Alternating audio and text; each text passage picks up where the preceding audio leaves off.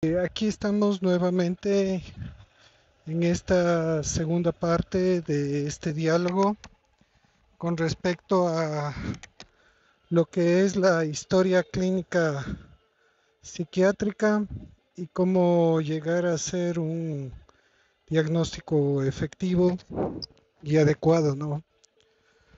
Habíamos conversado en el video anterior cómo llegamos a obtener los datos clínicos, tanto de los signos, de los síntomas, a través de preguntar y además a través de lo que es la observación clínica y el examen mental.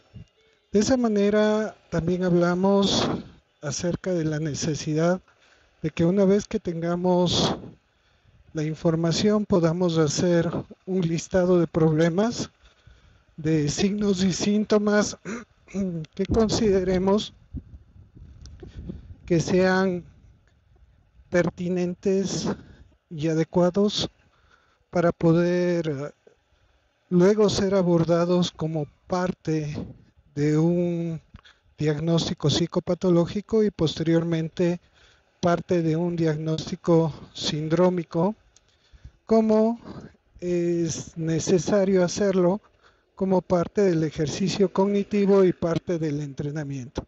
Ejercicio que primero lo podemos hacer de manera manual con la finalidad de entrenar y posteriormente pues ya eso ya se irá haciendo de manera automática, pero sin embargo es importante entrenarse. Entonces tenemos ya un listado de signos, un listado de síntomas.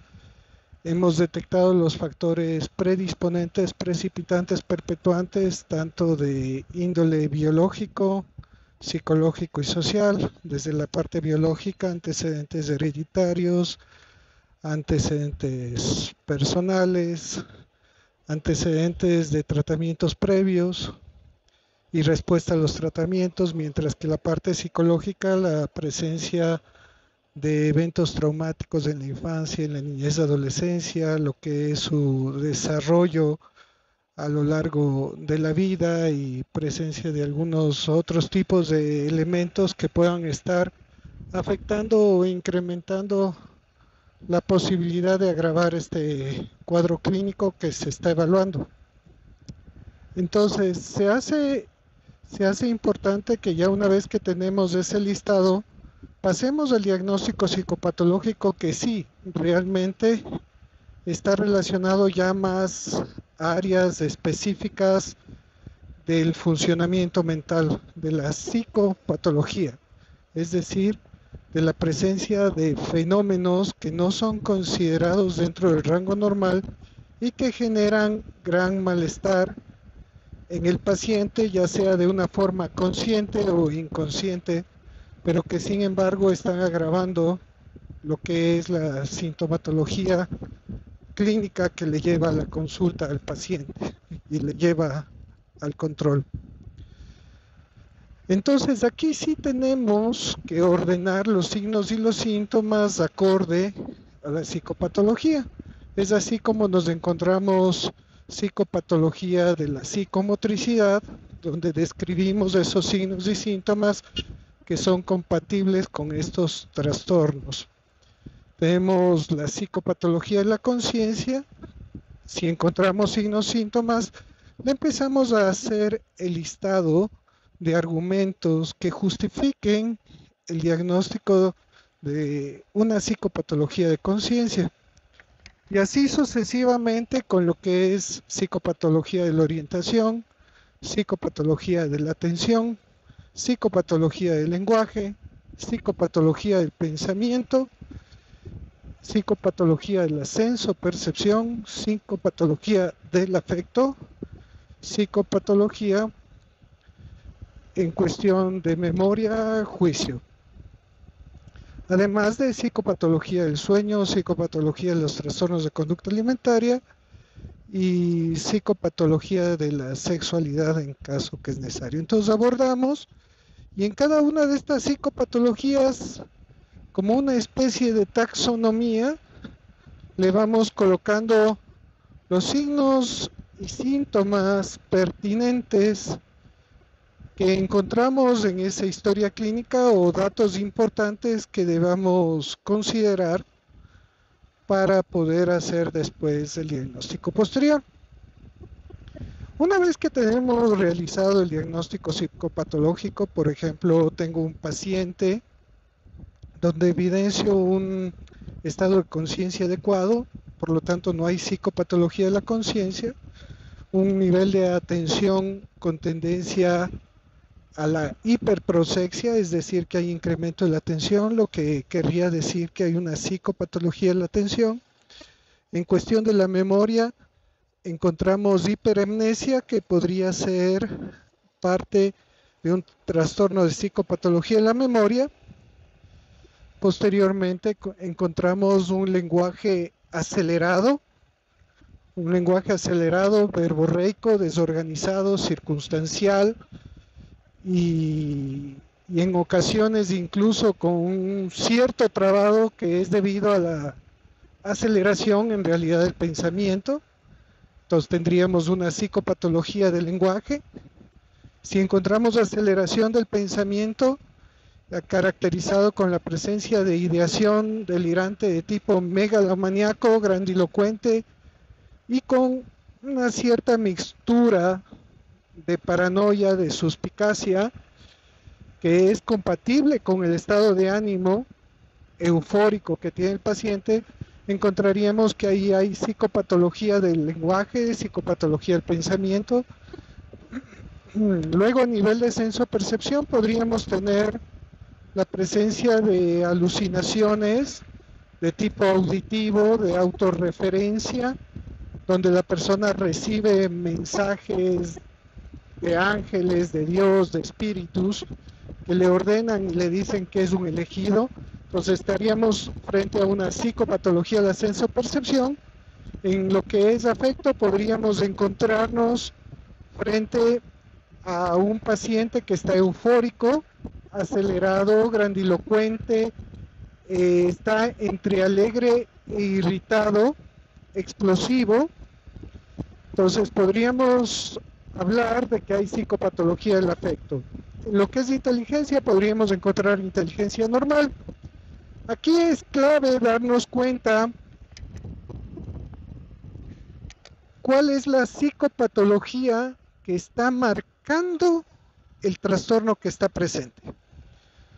Y aquí tendríamos que darnos cuenta, por ejemplo, que aquí hay una psicopatología de la memoria, una psicopatología de la atención, pero eso forma parte de un diagnóstico superior y yo creo que ya podría ir de mano en la parte de un diagnóstico sindrómico. También tenemos aquí psicopatología de la senso-percepción, pero parece que no es el síntoma o es la psicopatología primaria que está afectando el trastorno. Tenemos una psicopatología de la senso-percepción y también nos encontramos que probablemente no sea esa la que está afectando el trastorno. Lo que más llama la atención y lo que más sobresale en realidad es esa inquietud, agitación psicomotora, euforia e irritabilidad. Entonces estaríamos poniendo como que la parte más importante dentro de la psicopatología es el afecto. Entonces encontramos primero la psicopatología del afecto, después podría estar seguido lo que es la psicopatología del pensamiento y el lenguaje, después podría estar seguido la psicopatología de la senso-percepción, que son los que más llaman la atención.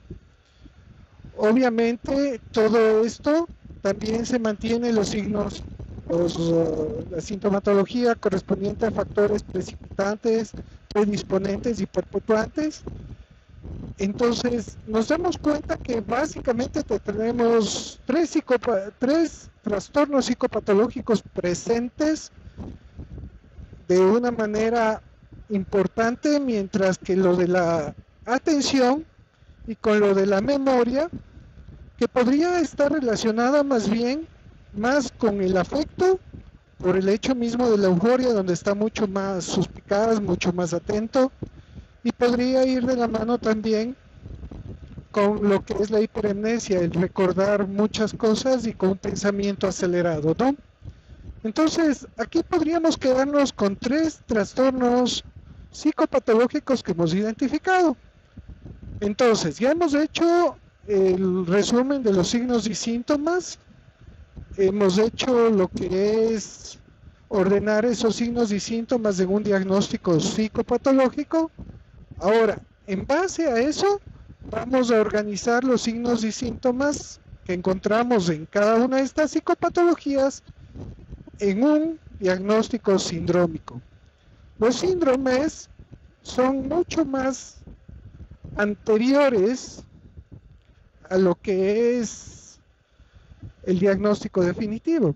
Porque es importante hacer un diagnóstico sindrómico para orientarnos dentro de un acápite diagnóstico superior. Por ejemplo, entender a qué capítulo, por ejemplo, podríamos dirigirnos en el CIE-10 o en el DSM-5 para poder hacer un diagnóstico psiquiátrico mucho más concreto. Entonces, ¿qué es lo que tenemos? Tenemos varios tipos de síndromes y cada uno de estos síndromes tenemos signos y síntomas o psicopatologías que no necesariamente tienen que ser patognomónicas, pero sí importantes para hacer el diagnóstico sindrómico y se pueda indicar. Es así como tenemos síndromes relacionados con los problemas cognitivos, donde tenemos un síndrome amnésico, donde tenemos un síndrome confusional agudo y donde tenemos un síndrome demencial. Cada uno de estos síndromes tiene una serie de psicopatologías importantes a tomar en cuenta. Si vemos el síndrome confusional agudo, la psicopatología de la conciencia es lo más importante. Si tenemos un síndrome amnésico, la psicopatología de la memoria es lo más importante. Si tenemos un síndrome demencial, estaríamos hablando también de una psicopatología de la memoria, pero aquí ya formaría parte otro tipo de psicopatologías como es el deterioro cognitivo que se evidencia a nivel de inteligencia, a nivel también del lenguaje y con alteraciones del pensamiento que podrían estar relacionados con este síndrome demencial. Y el síndrome confusional agudo, como les comento, es característico sobre todo por la alteración del estado de conciencia que es agudo a comparación de lo que es el síndrome demencial que es más progresivo, crónico y prolongado. Entonces el síndrome confusional agudo sigue siendo una emergencia. Es lo que se conoce como delirio o delirium. Bien, entonces tenemos signos relacionados con problemas cognitivos, tenemos signos relacionados, signos y síntomas relacionados con los trastornos del pensamiento que se conocen como síndromes psicóticos, y el síndrome psicótico tiene dentro de sí básicamente 3 puntos importantes a considerar. El síndrome alucinatorio es uno, el síndrome delirante y la agitación psicomotora que puede llevar a la violencia, que es importante canalizarla a través de la presunción diagnóstica de un problema psicótico presente. El síndrome alucinatorio, ya se imaginarán cuál es el signo más importante. Aquí es la presencia de alucinaciones de cualquiera que sea el orden. Alucinaciones, el síndrome alucinatorio, el síndrome delirante, estamos hablando de la presencia de ideas delirantes de tipo paranoide, megalomaníaco, depresivo. Tenemos también lo que es la agitación psicomotora, en donde tenemos la oportunidad de ver a un paciente con inquietud psicomotora, agitación, irritabilidad, euforia, y probablemente también podríamos verle con soliloquios, hablando solo, o incluso en un estado de catatonía, donde el paciente se queda inmóvil, que podría ser parte de un síndrome psicótico, ya sea por un trastorno del pensamiento, ya sea por un trastorno afectivo. Bien, también tendríamos que tomar en cuenta que es parte de los síndromes psicóticos. Yo le pondría aparte un poquito, pero el flujo del pensamiento, las alteraciones del flujo del pensamiento son parte de signos y síntomas muy característicos de la psicosis, ¿no?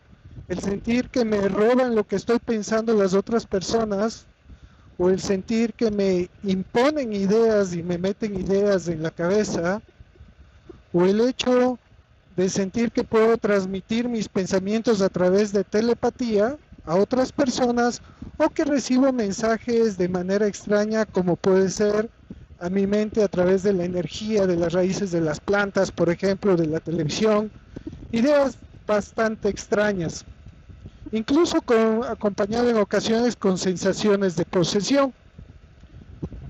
Entonces, todo esto que acabo de identificar forma parte de un síndrome psicótico. Ya hemos visto síndromes cognitivos, hemos visto síndromes psicóticos. Ahora vamos a los síndromes relacionados con el afecto. Entre estos tenemos a dos: el síndrome depresivo y el síndrome maníaco. Síndrome depresivo, pues la característica es la tristeza, los pocos deseos de hacer las cosas, aislamiento, baja de peso o aumento de peso.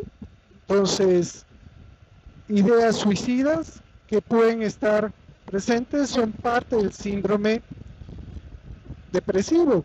El síndrome maníaco, en cambio, se caracteriza por la presencia de euforia, agitación psicomotora, irritabilidad y hiperactividad. Puede haber hiperprosexia, hiperemnesia. Entonces, ya con estos dos tenemos síndromes relacionados con el afecto. Hasta el momento, si se dan cuenta, vamos viendo la presencia de 8 síndromes juntos en 3 tipos de categorías grandes, por así decirlos, que nos van a poder ayudar a guiarnos de mejor manera en el diagnóstico. Después de esto, tenemos los síndromes ansiosos. Y dentro del cuadro clínico del síndrome ansioso tenemos los síndromes ansiosos como tal, los puros, que puede ser la presencia de sensación de presión en el pecho, palpitaciones, sensación de falta de aire, deseos de salir corriendo, inquietud, sensaciones de muerte, o temores irracionales o sobredimensionados frente a factores particulares como son las fobias, o el mismo hecho de no querer salir de la casa, el aislamiento, o también síndromes relacionados con estrés agudo, como el trastorno de estrés agudo y el trastorno de estrés postraumático, que lo trataremos posteriormente. Tenemos también aquí, como parte de los síndromes ansiosos, los síntomas relacionados con las crisis de angustia, que también forma parte de esta sintomatología.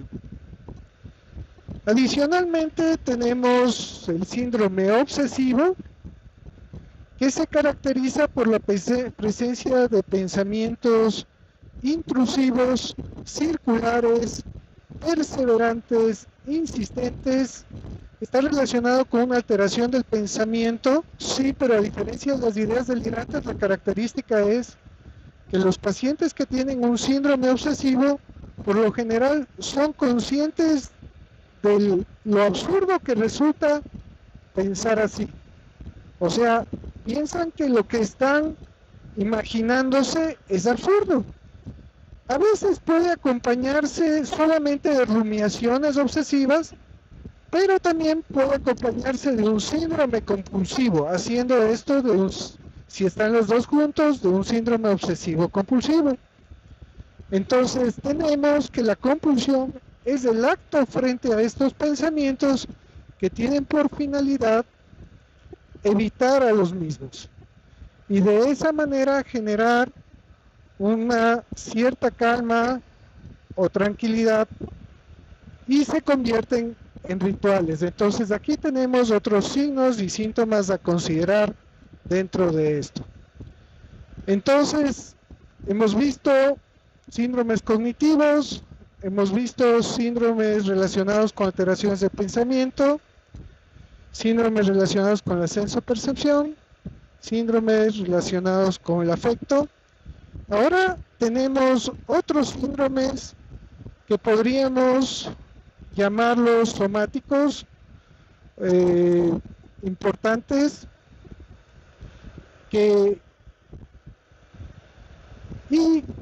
llamémosles somáticos, conversivos y disociativos también. Me refiero a presencia de un síndrome por dolor que puede estar presente, por ejemplo en la fibromialgia, síndromes relacionados con síntomas conversivos como en la hipocondría, sentir dolores, malestares, debidos a temor de la enfermedad, pueden estar acompañados de síndromes ansiosos también. Los síndromes disociativos, donde la persona puede tener episodios donde se disocia o se desrealiza con pérdida de conciencia o sin pérdida de conciencia, por eso se conoce como síndrome amnésico disociativo, o también se disocia de su personalidad generando lo que se conocen los trastornos de múltiples personalidades.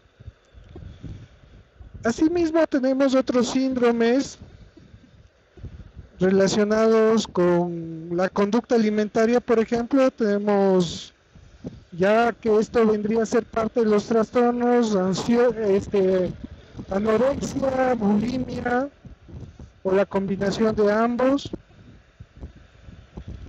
Y tenemos los síndromes relacionados con el consumo de sustancias. Y estos síndromes relacionados con el consumo de sustancias pueden ser agudos o crónicos. Dentro de los agudos tenemos los síndromes como la intoxicación por sustancias, que es un signo o síntoma provocado por el efecto agudo de una o varias sustancias, la intoxicación. El síndrome de abstinencia, que se debe a la suspensión brusca tras el consumo continuo de una sustancia, y a este se presenta por lo general un síndrome ansioso que es inducido por la abstinencia de la sustancia, u otro tipo de síndromes, porque la abstinencia también puede generar síndrome psicótico, síndrome ansioso o incluso síndrome confusional agudo. Es decir, que estos otros síndromes son parte de la abstinencia. También tenemos que parte de la abstinencia puede dar un síndrome demencial, que es importante considerar. Bien, entonces también hablábamos del síndrome de abstinencia, síndrome de dependencia a sustancias, que se debe al consumo crónico de sustancias y que ya generan una serie de problemas relacionados con condiciones de tipo biológico, psicológico y social. Biológico como la presencia de sintomatología propia biológica debida al consumo crónico de sustancias, y tenemos también lo que es la parte psicológica, que son los síntomas, los síntomas relacionados con el hecho de la necesidad de mantener el consumo, las situaciones personales, traumas, problemas afectivos que podrían estar relacionados o condicionados al consumo de sustancias. Bien, tenemos otras circunstancias adicionales como puede ser parte del consumo de sustancias, como son los síndromes inducidos por el consumo de sustancias, y en esto pueden entrar absolutamente todos los síndromes anteriormente dichos. Por ejemplo, tenemos un síndrome depresivo inducido por sustancias, un síndrome ansioso inducido por sustancias, un síndrome psicótico inducido por sustancias, y así sucesivamente, donde nosotros, para poder hacer el diagnóstico diferencial de que si un problema es inducido por sustancias, tendríamos que ver si esta sintomatología desaparece después de un proceso de desintoxicación que aproximadamente dura unos 28 días.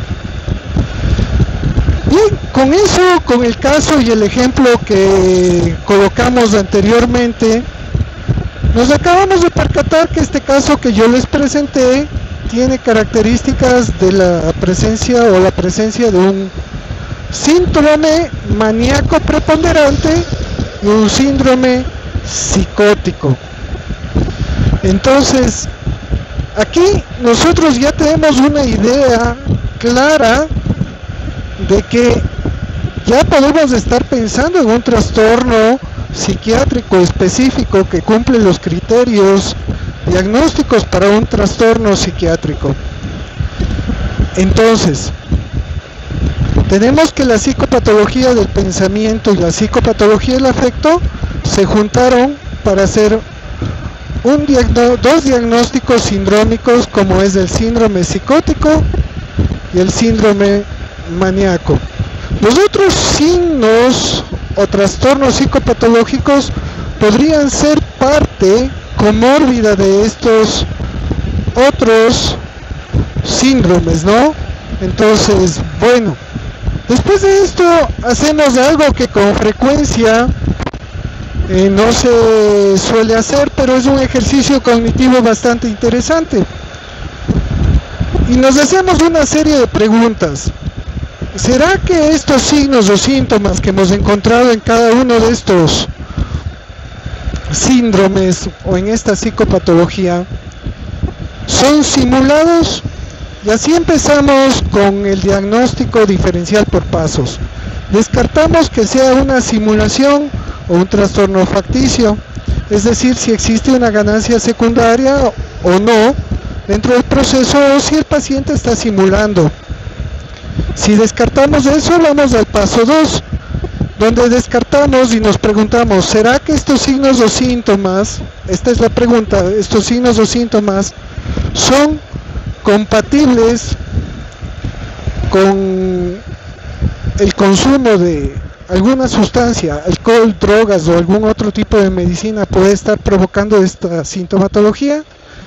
Si la respuesta es sí, la consideramos. Si la respuesta es no, la desechamos.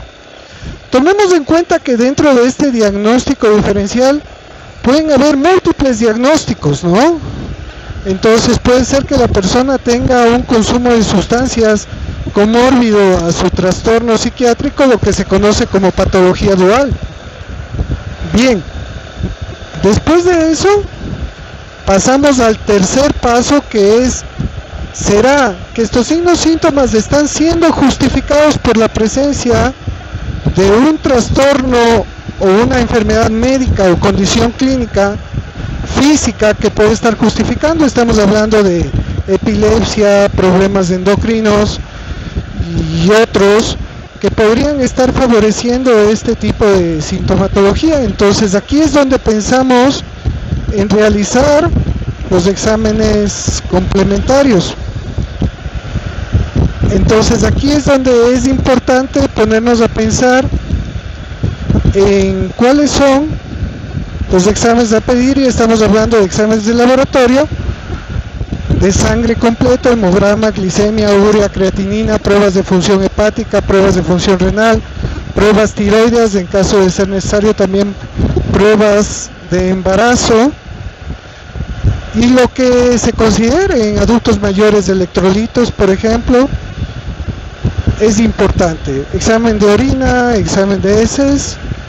Luego pasamos a los de imagen, como es la tomografía, de cráneo o la resonancia magnética nuclear según el caso, los electrofisiológicos como el electroencefalograma y otros que sean importantes de considerar. Posteriormente, después de habernos hecho la pregunta si es que estos signos o síntomas son parte o son justificados por la presencia de una condición médica clínica, pasamos a preguntarnos ya estos signos o síntomas de qué trastorno o con qué trastorno psiquiátrico en el CIE-10 o en el DSM-5 son compatibles. Entonces, por ejemplo, en el caso que hemos venido tratando, tenemos un síndrome maníaco y un síndrome psicótico. Lo que quiere decir es que si vamos a la clasificación, la podemos encasillar en trastornos del estado de ánimo. Y dentro de los trastornos de estado de ánimo, vemos de que el cuadro compatible con estos son los trastornos afectivos bipolares. Y dentro de los trastornos afectivos bipolares tenemos el tipo 1 y el tipo 2. Y el tipo 1 es predominantemente maníaco. Y sabemos que los trastornos bipolares tipo 1, predominantemente maníacos, pueden tener dentro de su sintomatología presencia de un síndrome psicótico.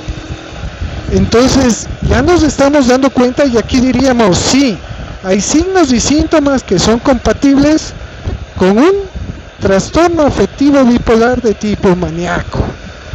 Muy bien, ya lo tenemos claro. Después de eso vamos al quinto paso, porque siempre es importante considerar si es que adjunto a todo este trastorno existe un trastorno de personalidad de cualquiera de los tres clústeres que pueden estar juntos, el clúster A, el clúster B, el clúster C. El A con lo que es los pacientes con trastorno paranoide de personalidad esquizoide o esquizotípico, el grupo B con los narcisistas, histriónicos, antisociales y limítrofes, y el grupo C con obsesivo compulsivo, dependiente evitativo. Entonces podemos determinar con claridad eso, porque es importante sobre todo considerar que todos los seres humanos tenemos una personalidad presente. Finalmente, una vez que hemos considerado esto, también tenemos que ponernos a pensar si estos signos o síntomas son parte de un trastorno adaptativo, considerando cambios radicales en el tipo de vida de la persona o reacciones de duelo que podrían dar mucha sintomatología ansiosa, depresiva o de otra índole a considerar. Y finalmente nos ponemos a pensar en el último, que es otros, y estamos hablando de violencia doméstica, catástrofes o cambios bruscos o conflictos familiares. Bien, hemos hecho el diagnóstico diferencial por pasos y ya nos hemos dado cuenta que no tenemos antecedentes, descartamos simulación, descartamos consumo de sustancias, que sabemos que puede haber comórbido, solicitamos los exámenes de laboratorio, lo que queda pendiente realizar. Entonces todavía no descartamos eso hasta no tener claro los signos y síntomas si no son justificados o no hay una condición orgánica adicional que también puede estar, es decir, pueden haber múltiples problemas, por eso viene después finalmente el diagnóstico multiaxial. Entonces hemos descartado, supongamos que descartamos la condición médica orgánica, entonces nos quedamos con la parte psiquiátrica, la condición psiquiátrica, que en este caso es compatible con ¿qué? Con un trastorno afectivo bipolar tipo 1. Descartamos trastornos de personalidad o algún problema adaptativo por el tiempo de evolución, que es mayor de pronto a 8 meses y no se justifica por ningún cambio radical en la vida, y otros factores. Dentro de otros factores puede estar sobreendeudamiento, crisis de estrés o alguna otra cosa. Y ahí finalmente hacemos el ejercicio del diagnóstico multiaxial. Y con fines de ejercitarnos, vamos a ocupar el diagnóstico multiaxial que era ocupado en el DSM-4. Y aquí, ¿qué tenemos? Que en el eje 1 es el diagnóstico de 5 ejes. En el eje 1 tenemos que colocar el diagnóstico psiquiátrico. Entonces aquí colocaríamos, en el caso del ejemplo, el trastorno afectivo bipolar tipo 1. En cambio, en el eje 2 tenemos que colocar el diagnóstico relacionado con un trastorno de personalidad o un trastorno relacionado con su parte de disfunción intelectual, como puede ser lo que se considera de discapacidad intelectual, o puede ser cualquiera de los trastornos, si hemos ubicado un trastorno de personalidad, de los clústeres que yo les acabo de indicar. Adicional a esto vamos al eje 3, donde tenemos las condiciones clínicas médicas, es decir, el diagnóstico clínico médico. Supongamos que a este paciente en el momento de la valoración o ya tenía el diagnóstico de un hipotiroidismo o una hipertensión arterial o algún otro cuadro como una hiponatremia, se me ocurre. Entonces colocamos en el eje 3. En el eje 4 tenemos los estresores. Suelo ocupar la mnemotecnia que se llama el estrésalo, que es los estresores educativos, que son parte de los factores predisponentes, precipitantes y perpetuantes, ¿no? Educativos, sociales, laborales, económicos, familiares, de residencia, de salud y otros factores adicionales que pueden estar asociados como factores que generen mayor estrés. Y finalmente, si ustedes revisan en el internet, tenemos las escalas de actividad global, que significa el nivel de funcionamiento que tiene la persona consigo mismo, con las otras personas y con la sociedad. Pues si tenemos, por ejemplo, un paciente que no acepta su condición clínica, está descompensado clínicamente, con esta escala de actividad global, que va a ser necesario que ustedes la revisen, van a darse cuenta que van a calificar del 0 al 100 el funcionamiento del paciente, y de esa manera se podrá decidir si se puede hacer un tratamiento ambulatorio, si cumple las condiciones como para ser hospitalizado o transferido. Bueno, también sirve para ir viendo la evolución del paciente, ¿no? Posteriormente, cuando se hagan las evoluciones, la escala de actividad global va subiendo progresivamente. Para mí ha sido un gusto compartir con ustedes, espero haber sido útil, y nos veremos en un siguiente capítulo que va a tratar acerca de la psicofarmacología.